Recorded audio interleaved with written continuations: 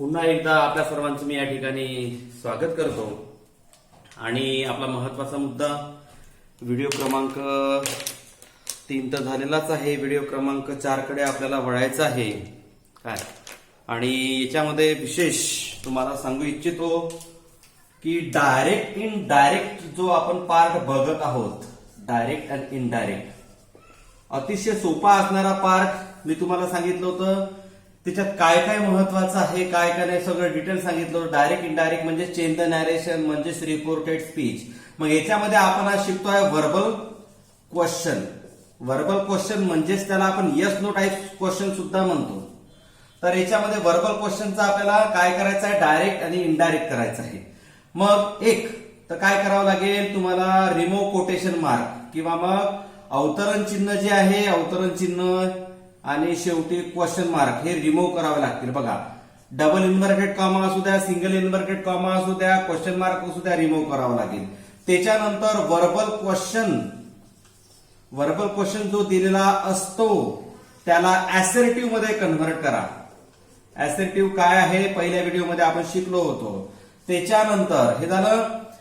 सगळ्यात महत्वाचं काय आहे, मी पहिला जो स्पेशल व्हिडिओ तयार केला होता, चेंजेस इन टेन्सेस, काळातील बदल, चेंजेस इन वर्ड्स, शब्दातील बदल, आणि चेंजेस इन हेल्पिंग वर्ब्स, हे 3 अत्यंत महत्वाचे असणारे नियम, चेंजेस इन हेल्पिंग वर्ब्स या पद्धतीने. त्याच्यानंतर नंबर 4 बघा, आता हेच त्याच्यातच मी वेगळ्या पद्धतीने सांगतो. कंजक्शन तुम्ही इफ किंवा वेदरचा उपयोग करू शकता लक्षात, पण वेदरचं स्पेलिंग वगैरे चुकू देऊ नका. मग ते चुकत असेल तर मग इफच घ्या. म्हणजे कंजक्शन आपल्याला हे वापरावं लागेल, कंजक्शन लक्षात घ्या. लक्षात. त्याच्यानंतर तुम्हाला वेगवेगळ्या प्रकारचे नियम आता चेंजेस इन टेन्सेस याच्यामध्ये आपण म्हणू शकतो किंवा डू किंवा डू किंवा डज जर सुरुवातीला जर येत असेल अवतरण चिन्हामध्ये तर ऑब्वियस आहे ते काढून टाकावे. आणि काढून टाकल्यानंतर काय करावं, कर्त्या समोरील क्रियापदाचा भूतकाळ करावा, म्हणजे S plus V 2 plus O, म्हणजे चेंजेस इन टेन्सेस आहे. या पद्धतीने सांगायचं तात्पर्य काय की याच्यामध्ये तुम्हाला सहजपणे लक्षात यायला पाहिजे की डू डज आहे म्हणजे सिंपल प्रेझेंट आहे, सिंपल पास्ट टेन्स करा. त्याच्यात डोंट किंवा डझंट असेल तर मग डिडंट करायचं, म्हणजे पास्ट टेन्सच करतो आपण. याच्यामध्ये डोंट किंवा डझंट असेल तर डिडंट करायचं, लिहिण्याची गरजच नाहीये, लक्षात घ्या. म्हणजे सिंपल प्रेझेंट टेन्स म्हणजे सिंपल पास्ट या पद्धतीने. किंवा डीड किंवा डिडंट असेल हे लिहिण्याची काही गरज नाहीये. तर असं जर असेल तर पास्ट परफेक्ट टेन्स करतो, म्हणजेच काय, चेंजेस इन टेन्सेस. तरी सुद्धा मी लिहून देतो आहे, काम पडतं त्याचं. डीड किंवा डिडंट पास्ट परफेक्ट टेन्स म्हणजे S plus had plus V 3 plus O या पद्धतीने. मग डिडंट असेल तर मग इकडे हॅडंट लागन या पद्धतीने. शेवटी काय की तुम्हाला क्वेश्चन मार्क वगैरे मी आधी सांगितलं, क्वेश्चन मार्क वगैरे जर तो फुल स्टॉप शेवटी घ्यावा लागेल. लास्ट काय घ्यायचं इथे लिहून ठेवतो, लास्ट फुल स्टॉप घ्यायचा. ठीक आहे, हे फुल स्टॉप शेवटी फुल स्टॉप आपण देऊ शकतो. अशा पद्धतीने याच्यात 3-4 नियम आहेत, changes in tenses, changes in words आणि चेंजेस इन हेल्पिंग वर्ब, जे आपण स्पेशल व्हिडिओ मध्ये बघितलेलं आहे. आता तुम्ही म्हणाल सर की याच्यामध्ये व्हर्बल क्वेश्चन म्हणजे काय, तर यस नो टाईप क्वेश्चन. मग त्याचं इंडिकेशन काय आहे, ओळखायचं कसं, तर साधी गोष्ट आहे मित्रांनो. Am, is, are, was, were, should, could, may, might, कोणत्याही प्रकारचं हेल्पिंग वर्ब येऊ द्या, वाक्याच्या सुरुवातीला अवतरण चिन्हामध्ये जर येत असेल आणि शेवटी क्वेश्चन मार्क असेल तर तुम्हाला तो व्हर्बल क्वेश्चन म्हणावा लागेल, समजून घ्यावा लागेल. त्याचं इफ किंवा वेदरनं वाक्य जोडून घ्यावं लागेल, लक्षात घ्या. याच्यामध्ये इफ किंवा वेदरने आपण वाक्य जेव्हा जोडतो तेव्हा याच्यामध्ये काय करावं लागेल, याच्यानंतर वाक्यातला कर्ता म्हणजे सब्जेक्ट फार महत्वाचा असतो. म्हणजे इफ नंतर आपण प्लस सब्जेक्ट हे लावायचं असते, लक्षात घ्या. सांगतो डिटेल मी तुम्हाला काय आहे काय नाही. सांगायचं तात्पर्य काय की याच्यामध्ये तुम्हाला शेवटी आपण हे म्हणू शकतो की सगळे नियम सेमच आहे, फक्त कोटेशन मार्क क्वेश्चन मार्क वगैरे ते काढून टाका, सगळे नियम सेमच आहे. टेन्सेस, वर्ड्स, हेल्पिंग वर्ब्स तेच नियम आहे. व्हर्बलचं असर्टिव्ह करायचं, इफ नंतर करता घ्यायचा, ते ऑटोमॅटिकली होऊन जाईल. आणि शेवटी आता मी पुन्हा एकदा या ठिकाणी लिहितो आहे की कोटेशन मार्क वगैरे गेलं तिथं फुल स्टॉप घ्या. अदर हेल्पिंग वर्ब मधले चेंजेस करायचं, काही 7वा नंबर लिहिण्याची गरज नव्हती, पण तरी लिहिलेला आहे, त्याच्यामध्ये काही नाही आहे. आता बघा याच्यामध्ये काय सांगितलेलं आहे, फुल स्टॉप फायनली इथं लिहूनच टाकतो ना, म्हणजे तुमचं इकडलं इकडं क्लिअर होऊन जाते. फुल स्टॉप फायनली. आता एक्झाम्पल्स वरून तुमचे सगळे नियम लक्षात येईल. पुन्हा एकदा सांगतोय, तुम्ही व्हर्बल क्वेश्चन कसा लक्षात घ्यायचा, तर व्हर्बल क्वेश्चन मध्ये तुम्हाला काय घ्यावं लागेल सांगा. व्हर्बल क्वेश्चन मध्ये तुम्हाला काय घ्यावं लागेल सुरुवातीला, किंवा काय येईल तर am, is, are, was, were, should, could, may, might हे कोणतेही हेल्पिंग वर्ब मॉडल ऑक्झिलरी असो किंवा प्रायमरी मॉडल ऑक्झिलरी असो वाक्याच्या सुरुवातीला असेल आणि शेवटी क्वेश्चन मार्क असेल तर तो व्हर्बल क्वेश्चन झाला. मी दोनदा सांगितलेलं आहे, चांगलं काळजीपूर्वक ती गोष्ट लक्षात ठेवा. आणि असेच वाक्य फक्त इफ किंवा वेदरने जोडायचे लक्षात घ्या. वेदर सोडून द्या, इफच लक्षात ठेवा म्हणजे आपण चुकता कामा नये. तर बघा आता याच्यामध्ये आपल्याला बघायचं आहे एक्झाम्पल्स. तर बघा आणि त्याच्यात पुन्हा फुल स्टॉप जो आहे, आता याच्यात रिपोर्टिंग वर्ब नाही का आज घ्या, हे घ्या, इथं स्पेशल आस्क्ड घेऊ या पद्धतीने लक्षात. शेवटी आपण म्हणू शकतो की रिपोर्टिंग वर्ब आज घ्या. हे बघा खालचं तुम्हाला दिसत असेल रिपोर्टिंग वर्ब आस्क, किंवा शेवटी मग काय फुल स्टॉप या पद्धतीने. आता बघूया आपण एक्झाम्पल्स. ठीक आहे, आता या एक्झाम्पल्स मध्ये तुमच्या सहजपणे लक्षात यायला पाहिजे रिपोर्टिंग वर्ब मागच्या वेळेस सारखी भानगड नाही आहे. इम्पेरेटिव्ह मध्ये कसं इन्व्हिटेशन असेल तर इन्व्हायटेड, लक्षात अशा नाम लचक जी आपली लिस्ट होती, इन्स्ट्रक्शन असेल ते इन्स्ट्रक्टेड, इंटेन्स अर्ज वगैरे वापरला आपण, इंटेन्सिटी जास्त जर असेल बेक शब्द वगैरे वापरलेला आहे या पद्धतीने. तर याच्यामध्ये मित्रांनो तुम्हाला आता एक्झाम्पल सांगतो बघा. She said comma into inverted comma can you do this for me now. एवढं मोठं वाक्य आहे, काही टेन्शन घेण्याचं कारण नाही. शेवटी क्वेश्चन मार्क आहे लक्षात घ्या. She said can you do this for me, काही नाही आहे या वाक्यामध्ये. तर आता तुम्हाला लक्षात यायला पाहिजे की याच्यात रिपोर्टिंग वर्ब जो आहे तो रिपोर्टिंग वर्ब तुम्हाला सहजपणे आस्क घेता आला पाहिजे. वारंवार वारंवार वारंवार मी सांगतोय. मग याच्यामध्ये शी आहे, शी आस्क, कोणी कोणास म्हटलं ते फार महत्वाचं आहे. शी आस्क हे वाक्य जे आहे मी आधीच सांगितलं होतं इफ किंवा वेदरने जोडायचं. मग शी आस्क इफ, ठीक आहे, शी आस्क इफ. आणि याच्यामध्ये काय करायचं, शी आस्क इफ झाल्यानंतर शी आस्क इफ. आता याच्यामध्ये यू म्हणजे आपल्याला माहित नाही कोण आहे, तर मग ही, शी, दे असं असू शकते. लक्षात घ्या मी काय म्हटलं, इफ नंतर सब्जेक्ट पाहिजे असतं, यू आपल्याला माहित नाही. इकडं मी म्हणजे माहित आहे, इकडं शी आहे म्हणून. मग ही, शी, दे. कॅनचं इथं होईल कूड या पद्धतीने. कूड कॅन हे झालं, ही, शी, दे कूड डू धिसचं दॅट फॉर.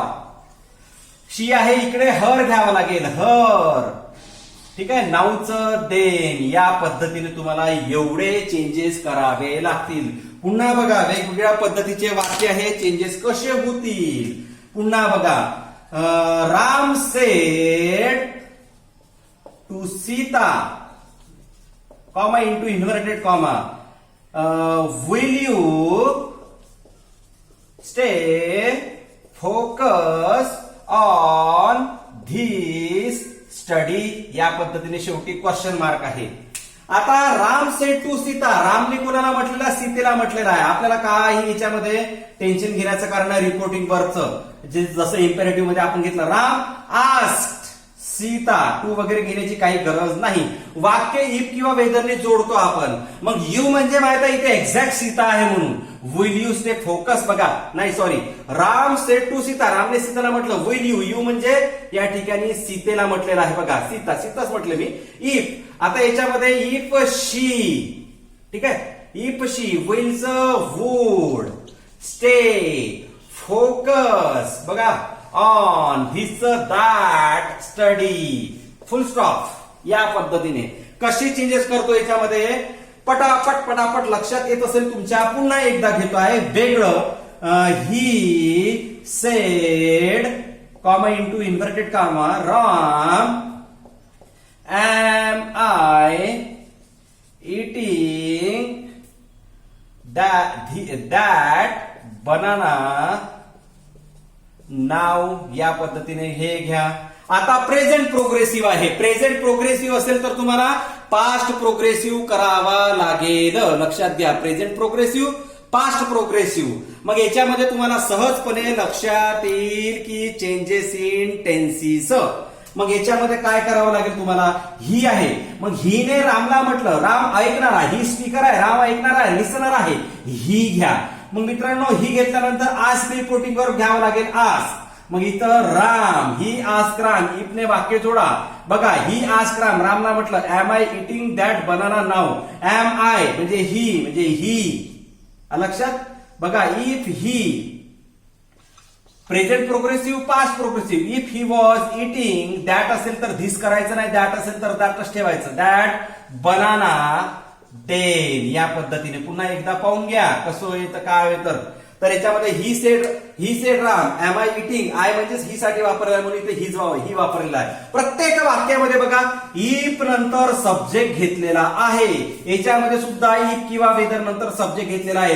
याच्यामध्ये सुद्धा इफ किंवा वेदर मध्ये सब्जेक्ट इफ किंवा वेदर नंतर सब्जेक्ट घेतलेला आहे. पुन्हा वेगळं वाक्य, शी सेड, डू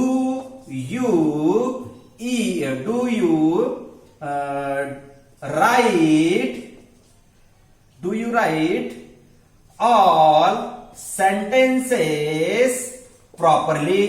वाक्य किती मोठं घेऊ शकते, एक स्पेशल व्हिडिओ बनवणार आहोत मी त्याच्यावर. तर he said do you write all sentences. आता याच्यामध्ये शी, आस्क, आपल्याला माहित नाही कोण आहे, इफ किंवा वेदर. डू असेल किंवा डज असेल, इथे कर्त्या समोरील क्रियापदाचा भूतकाळ. इथं यू जो आहे, यू आपल्याला माहित नाही कोण आहे, तर मग ही, शी, दे. लक्षात. कर्त्या समोरील क्रियापदाचा भूतकाळ म्हणजे डू डज आहे, तर सिंपल प्रेझेंट टेन्स आहे तर त्याला सिंपल पास्ट टेन्स करायचं. राईट, रोट, रिटर्न, दुसरं रूप येते रोट. ऑल सेंटेन्सेस प्रॉपरली, या पद्धतीने. बघा किती छान आपल्याला हे वाक्य तयार करता येतं. त्याच्यानंतर वेगळ्या प्रकारचं वाक्य घेतो आहे, डीडचं घेतलं तरी चालेल. Bhima sed didn't she call you Amit. बघा आता भीमानं कोणाला म्हटलेलं आहे, didn't she call you Amit. आता तिने म्हणजे एक्झॅक्ट, आता भीमाने अमितला म्हटलंय डिडंट शी कॉल यू, तिने तुला कॉल केला नव्हता का. आता अमित आहे, मग इथे या ठिकाणी भीमा. आस्क, ऐकणारा अवतरण चिन्हात घुसला अमित, या पद्धतीने. बघा भीमा आस्क अमित, वाक्य इफ किंवा वेदरने जोडा. इथे इफ नंतर सब्जेक्ट घेतला, इथे सब्जेक्ट पाहिजे. शी एक्झॅक्ट आहे म्हणून इफ शी. डिडंट किंवा डीडचं हॅड प्लस बी3 मी आधी सांगितलं होतं, म्हणजे चेंजेस इन टेन्सेस. डिडंट आहे तर हॅडंट, डिडंट, शी हॅडंट. इथं कॉल पाहिजे होतं, ते लिहिण्यात आले नाही माझ्याकडून. Hadn't call. आता यू म्हणजे अमित म्हणजे हिम, या पद्धतीने सगळं पाहत जावं लागते. सर्वनामातील बदल टोटल पाहत जावं लागते, तेव्हा जमते. स्क्रीनशॉट घ्या पटापट तिकडल्या सेंटेन्सेसचा, या पद्धतीने, आणि ग्रुपवर टाका. त्याच्यानंतर पुढचं सेंटेन्स. बघा पुढचं सेंटेन्स एकदम खाली घेतो आहे, कॅमेरा खाली करतो आहे. याच्यामध्ये क्रमांक 6, त्याच्यामध्ये ही सेड. बघा he said don't you want this post, या पद्धतीने. बघा don't you want this post. आता याच्यामध्ये he sed don't you want this post. मग याच्यामध्ये ही आहे, मग ही आज बडबड कमी करा. ही आज, याच्यामध्ये इफ किंवा वेदरनं वाक्य आपण जोडलं. यू म्हणजे आपल्याला माहित नाही काय आहे तर कोण आहे सब्जेक्ट, तर याच्यामध्ये ही, शी, दे, या पद्धतीने. लक्षात. ही, शी, दे. डोंट आहे तर मग इथं डोंट किंवा डझंट, तर डिडंट घ्या. ही, शी, दे, डिडंट. त्याच्यानंतर वॉन्ट धिस पोस्ट आहे, दॅट पोस्ट, या पद्धतीने. अशा पद्धतीने तुम्हाला वेगवेगळ्या प्रकारचे वाक्य तयार करता येतात. मग तुम्हाला नियम सहजपणे लक्षात यायला पाहिजे. नियम लक्षात तुम्हाला सहजपणे येतातच. तर बघा याच्यामध्ये काय सांगितलेलं आहे, पुन्हा एकदा रिवाइज करतो आहे. तर कोटेशन मार्क जे आहे, ज्यांना जे समजलं नाही ते पूर्ण सांगितलं जाईल, थोडंसं वेट अँड वॉच करा. बघा डबल इन्व्हर्टेड कॉमा किंवा क्वेश्चन मार्क काढून टाकावा लागेल, बस, दॅट्स इनफ. व्हर्बल क्वेश्चनचं असर्टिव्ह मध्ये कन्व्हर्ट करायचं. म्हणजेच आपण काय केलेलं आहे मित्रांनो, इफ किंवा वेदर नंतर सब्जेक्ट घेतलेला आहे, नंतर changes in tenses, changes in words, changes in helping verbs हे आपण घेतलं पाहिजे. कॅन असेल तर कुड, वुड असेल तर विल असेल तर वुड, या पद्धतीने इफ किंवा वेदर कंजक्शनचा उपयोग करावा लागेल. आणि डूडज म्हणजे चेंजेस इन टेन्सेस, मग क्रिया हे लिहिण्याची गरज नव्हती पण मी लिहून दिलेलं आहे. मग एस प्लस V2 ची रचना करायची. त्याच्यानंतर डीड किंवा डिडंट असेल म्हणजे पास्ट टेन्स असेल तर पास्ट परफेक्ट टेन्स आपण करतो, म्हणजे चेंजेस इन टेन्सेस लिहिण्याची गरज नव्हती. आणि रिपोर्टिंग वर्ब सदाबहार एव्हरग्रीन आस्क वापरावं, शेवटी फुल स्टॉप आपण द्यावा या पद्धतीने. आणि या पद्धतीने आपण डूडजचे घेतलं, डिडंटचं घेतलं, हेल्पिंग वर्बचं घेतलं कॅन, आणि हेल्पिंग वर्बचं झालं, आणि प्रोग्रेसिव्हचं सुद्धा झालेलं आहे. असे वेगवेगळ्या प्रकारचे वाक्य तुम्हाला सहजपणे बनवता येईल. निश्चितपणे तुम्हाला हे व्हर्बल क्वेश्चनचे इनडायरेक्ट समजलं असेल. Thank you very much.